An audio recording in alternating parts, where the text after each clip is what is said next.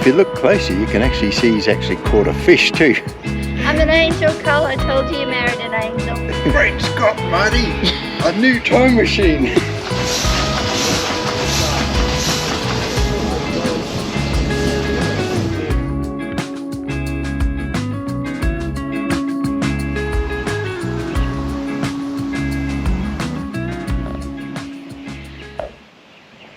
Hi everyone, we're just travelling through Mathura, Yeah. and we've just come across the bra fence. Yeah. And it's in aid, of course, of breast cancer, but they also, you can leave your jocks and socks here as well, fellas, so you're included as well. And the idea, of course, is you leave a bit of money somewhere or donate. Yeah, and you donate into that little tin just there. We've left Deniliquin and we're on our way to Moama and Echuca to see more of the Murray River.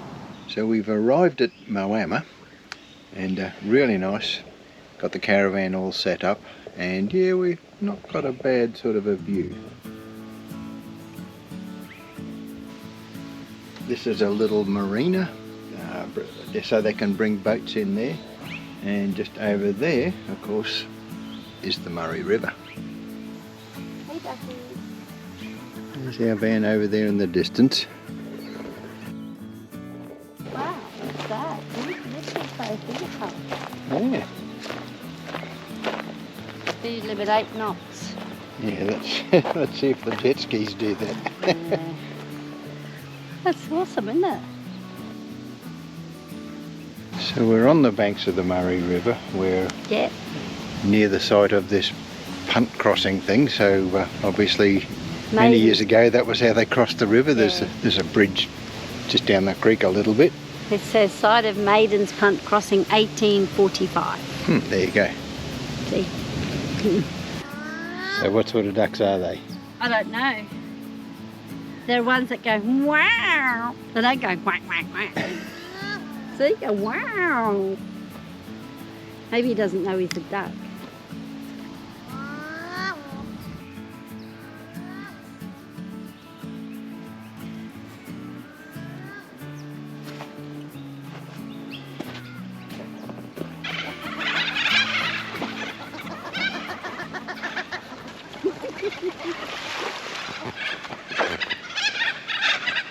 Hi everyone, today we've driven down to Rochester to have a look at the silo art.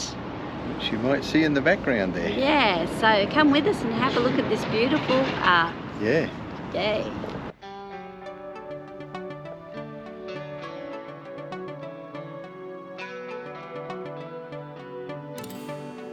I think it's wonderful. The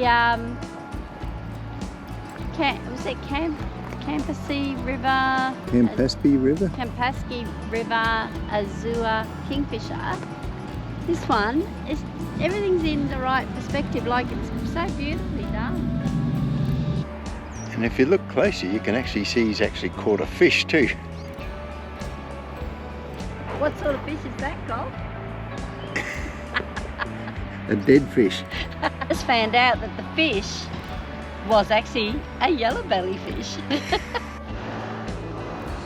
Just look out for trains. Yeah, I mean, you can just walk straight out there onto the track. Yeah.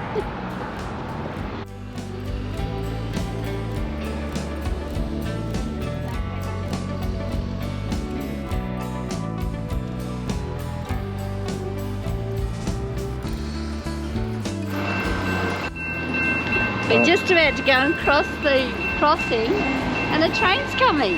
So yeah, we're going to have to wait.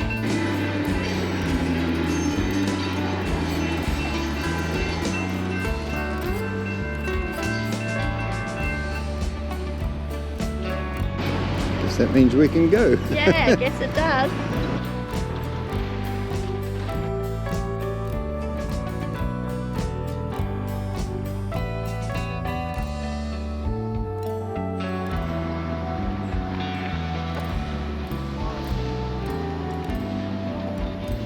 This is really cleverly done. They've got the two big tanks behind us, and then there's that smaller tank which has got part of the scene on it. Yeah, so from here you can barely see that little tank there.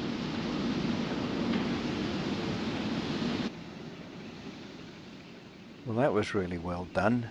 So then we moved on to the Fonterra cheese factory at Stanhope.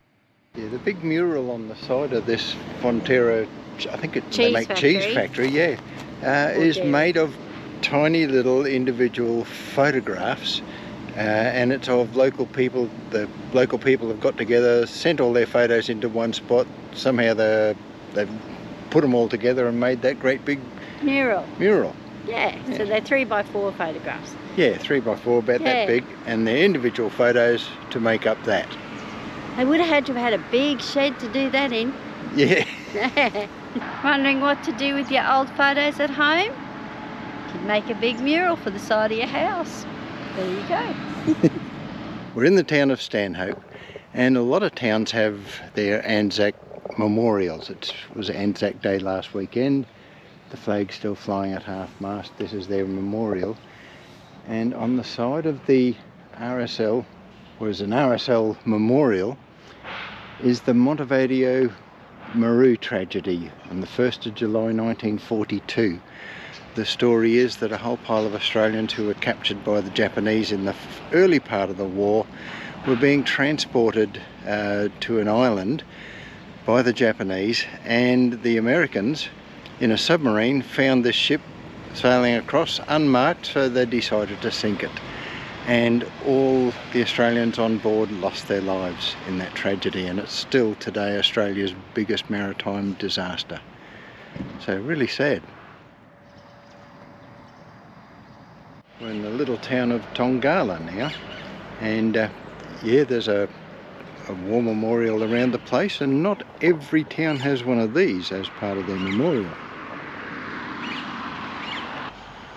Yeah, this one honours the Australian light horsemen and their mounts.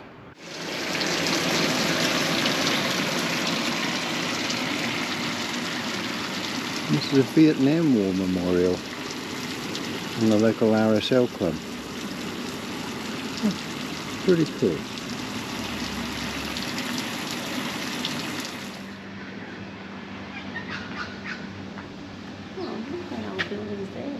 Look, Cole, you married an angel. Oh, yes. I certainly did. This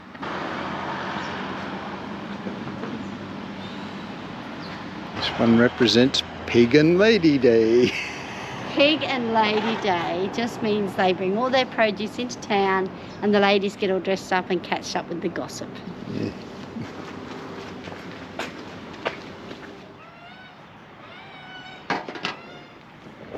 So, going to sign the book. Yeah. This time we're in Kyabram. Kyabram, yep. This is we're looking at a big water tank mural, which is just over there. Which was done by the same fellow who painted the very first ones that we saw at Rochester. Somewhere like that, yeah. And Rosie's just signing the book to say hello. It would if the pen worked. Oh. Okay. I'll go get a pen for the car. And we're actually on the old Kyabram railway station, which is no longer used anymore, but it's set up as a little bit of a display. Oh, the cockatoo there is just unbelievable. So realistic looking. And the old bin chicken. He's the mascot for the Brisbane Olympic Games. No. Good morning everybody. Good morning everybody. Well, today's an exciting day. Yeah. We're going to go on a trip on the Canberra. Which is Paddle Steamer. Paddle Steamer. Just behind us here. Yeah, you can see it smoking up there in the background there. Getting ready. And we're going to go for a trip to a winery and have lunch. Yeah. And then hop on the boat and come back again. So we're pretty excited about this. Yeah, I reckon, yes. Along the, by the way, it's the Murray River. Yeah. Yeah. I think they might have figured that one out, but we're going to show you some other stuff around the town as well. So we're in Echuca, and yeah, it's going to be good. There's a lot of historical things here. Yeah, come with us. It's funny, when I think of ports, I think of big cruise ship terminals or container ship terminals, but the port of Echuca was certainly a port, and one of Australia's largest ports at one stage. as they transported wool and other goods up and down the Murray River like a superhighway of steamboats. Now these steam engines are being gradually restored, and the little boats are being put back into service wherever possible, and it's a thriving industry here in Echuca, doing cruises up and down the Murray River. So they have this really cool museum and wharf. These are some walk of the, through.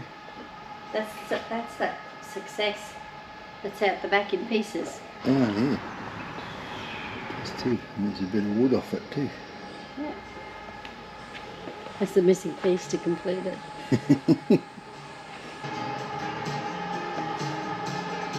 You know, Cole, these stacks are 3 different types of timber cutting. They illustrate the various stages of the timber milling process. This one here is called the flitch, and it's the roughest process. That's just how it's straight off the log. The far one over there is milled, and this middle one is the fancy finished product. There you go. It's dressed timber. This one is the dressed timber. Yeah. So it's flitched, milled timber and dressed timber. There you go.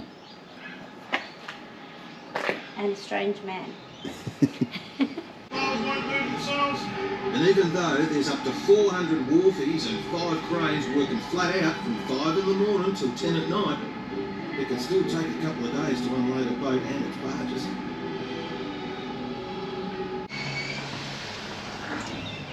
Hey Cole, these are the rudders that they've pulled out of the river and off old boats. Look at the thickness of the timber. They must have been so strong in those days to be able to put things like this together. A lot of weight carried on the boats. Yeah. Look at the size of that one.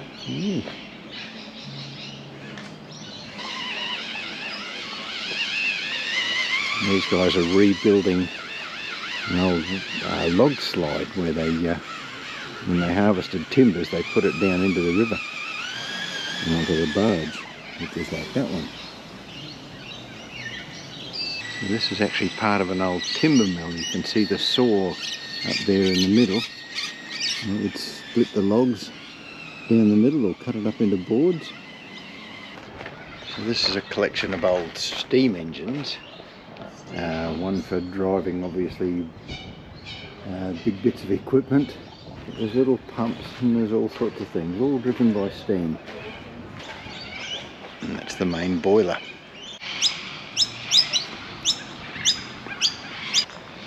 You waiting for the train, love? Yeah, I am. I think I might be waiting for a little while. Yeah.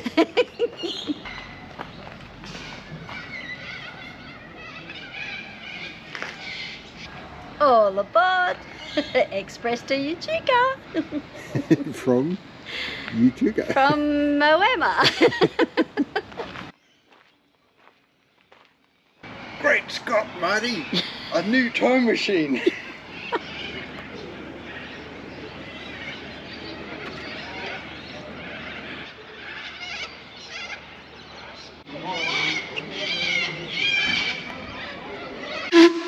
That's a lot.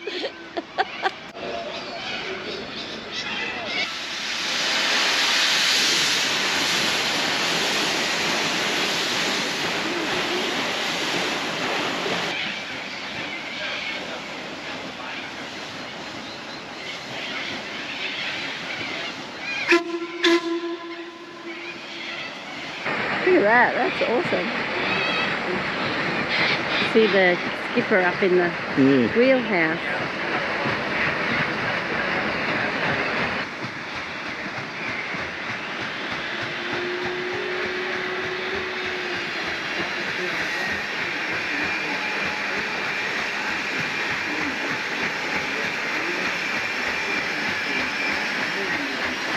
Wow, that's pretty special, isn't it?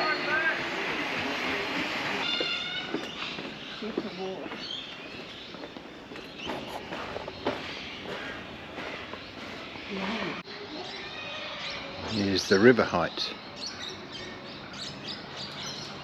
Some of the red markings showing river heights at certain times, and the top one up there says 1870 at 38 foot. We found some river heights for the floods, and we just noticed that in 2022, the flood level was way up on that gum tree there, you can see. You can actually see the stain on the timber there too. Now we were booked to do a Murray River cruise for 4 days during that time, and it was cancelled. So not to be outdone with the cruising, we were a bit downhearted, but we found a P&O cruise to go on, which filled in the 4 days of our tour, so it wasn't a dead loss. No. But today we're doing a little mini lunchtime tour just so we could say we've been on the Murray River. Yeah. Get along now, Paul. Canberra, is it?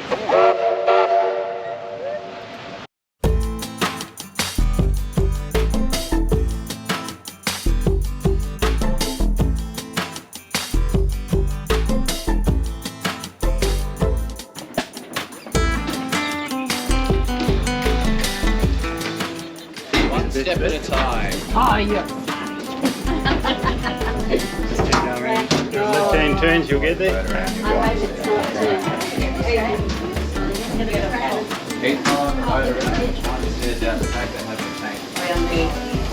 Oh, it's nice and warm here.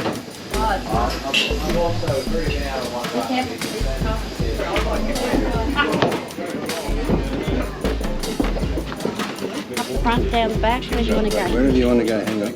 Today's journey will take us into the port of Echuca. We'll tell you about some of the boats and a little of the local area while we cruise along today. Got any questions at all, come and ask. That's what it's all about. If we haven't got an answer for you, we'll make up something that sounds good. If you're accompanied by small children, make sure you know where they are at all times. They don't float for long. They don't want to get done for polluting the river. Echuca, here it is, the paddle steamer, capital of the world. We have more of them tied up here in the one place than you'll see anywhere else. Lots of them, like the Canberra you're travelling on today, they come from the paddle steamer era. The Murray was a national highway. The main cargo that travelled it was wool. The wharf at Echuca here, it's only a fifth of what originally stood. Most of it was cut up and sent to Melbourne during the Second World War, becoming firewood. As far back as the 1940s though, we had some forward-thinking people at Echuca that sought to preserve boats and barges and buildings for future generations like ourselves to come and interpret river trade and enjoy their existence.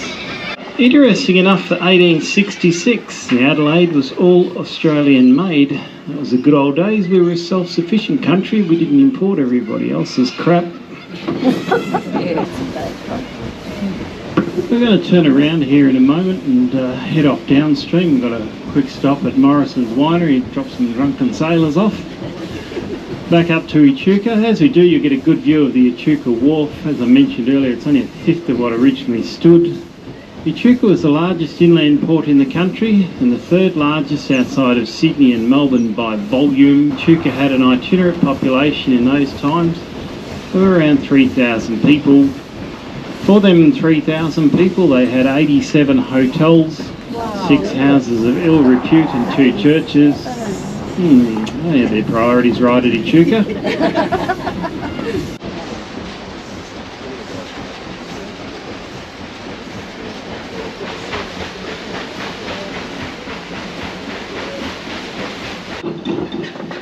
Is the industrial era of paddle steamers.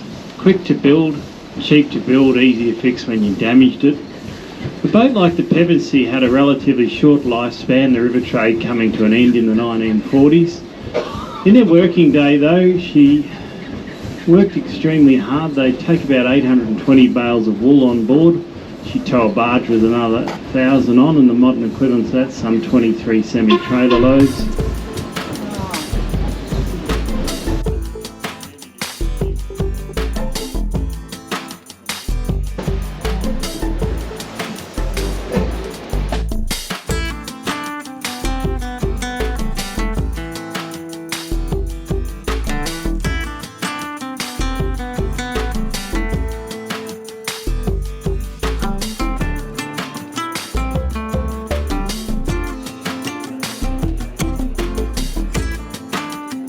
Murray River experience. Tick. What are you having, lovey? Labna. Labna.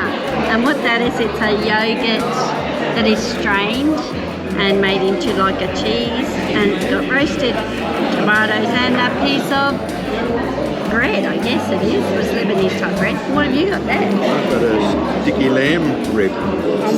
Sticky lamb on a bit of beetroot. Oh, yum. Beetroot puree.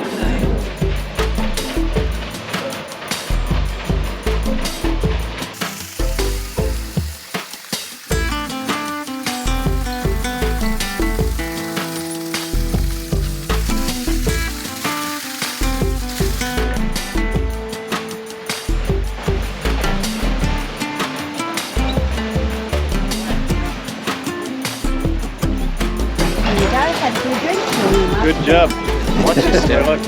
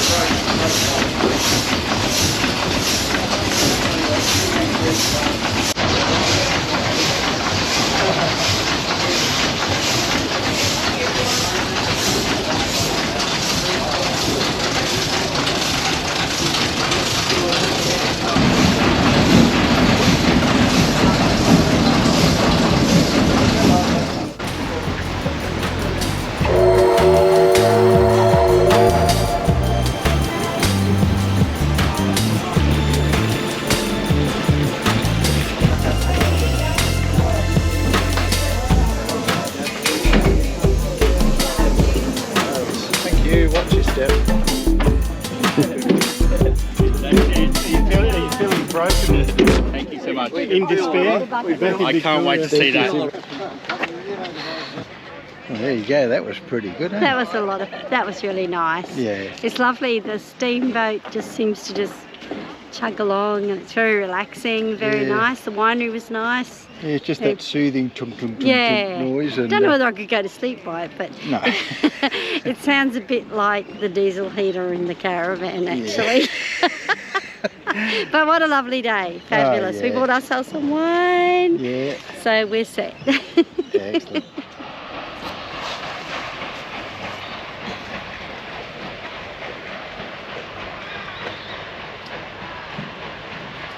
Wow, I thought that was making a lot of noise.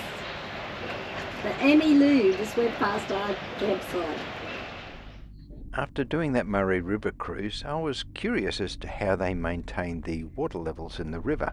So we took a drive out to the Turrumbary Weir and the lock system out there to have a bit of a look. There's a fish ladder out there as well that I was curious about as well. Yeah, that's the lock over there, and this is the weir itself. And it's mechanically driven to open and shut those gates in times of floods.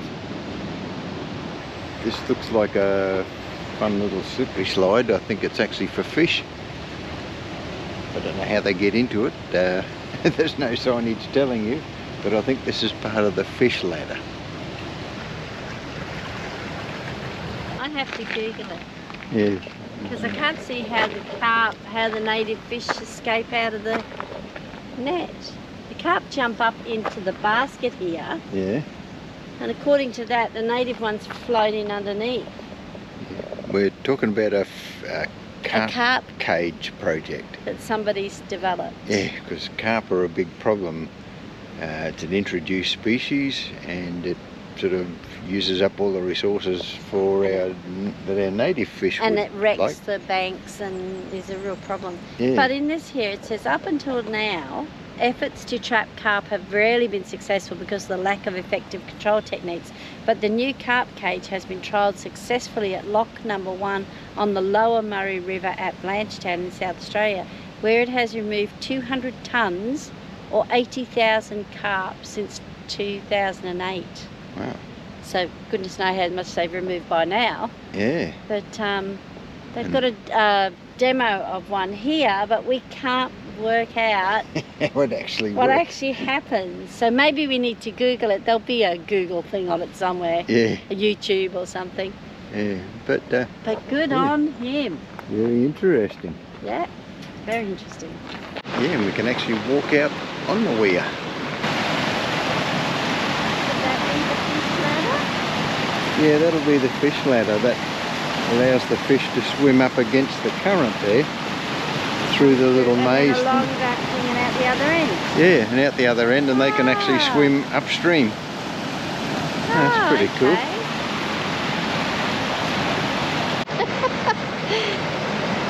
So Mr. Pelican's sitting on the fish ladder.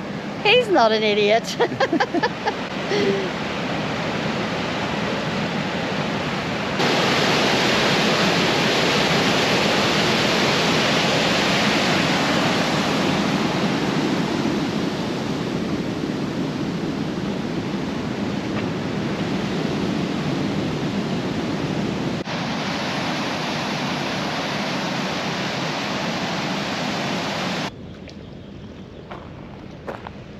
So this is one of the locks. That's the lock gate, so the boat will pull up there, the gates will open, the boat then sort of goes in through. There's a little drawbridge there, they lift it up to allow the boat through. The boat comes and sits in this other section, and then that gate gets closed. Fills up the lock. Yeah, the lock is full, and then the water level is let out, and then when that water level there reaches the water level down in the river over there, they then open up this other gate and the boat goes out and sails on happily down the river. And that's how a lock works. And they do the same the other way. If they're coming up the river, they empty the lock out here, let the boat sail in, and then shut that gate, and of course just open this gate and all the water fills up, and up comes the boat and then sails on upstream. There you go.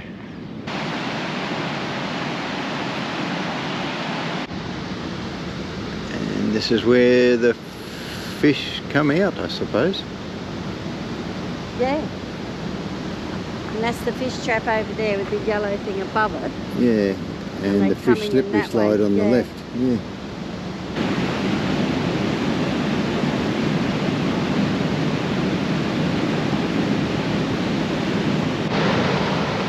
So the fish like to travel upstream to go and spawn or do their fishy things. And of course they can't jump over a weir, but they can work their way up this fish ladder.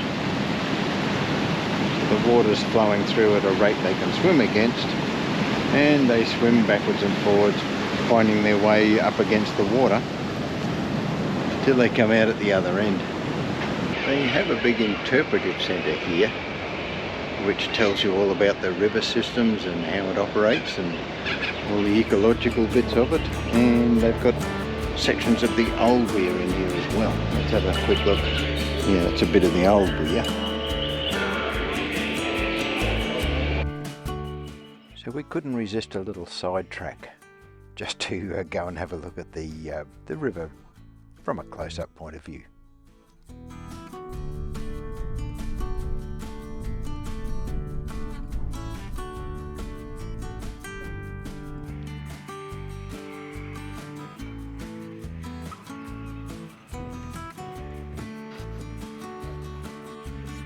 We just came for a bit of a drive down by the river.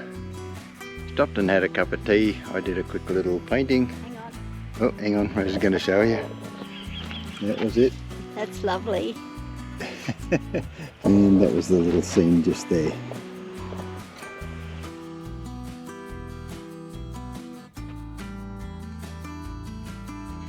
But now it's time to head back to the caravan. Well, Cole, what did you think about cruising down the Murray River on the Canberra? Yeah, that was excellent. I really enjoyed that, especially watching that engine working. That steam engine was just fantastic. Engine nerd. Well, we're off again now to Lanakuri on our way to do the Great Ocean Road. Wow. And see what else is around that area as well. So, yeah, come with us. Yeah, come and enjoy. Please remember to like, share and comment. Wherever it is, yeah. Thank you for coming along with us. We really enjoy your company and it's a real pleasure to have you. Yeah. See you in the next one. Cheers. Bye. Puppy, Nanny Rose is going to go and drive through Nolan's.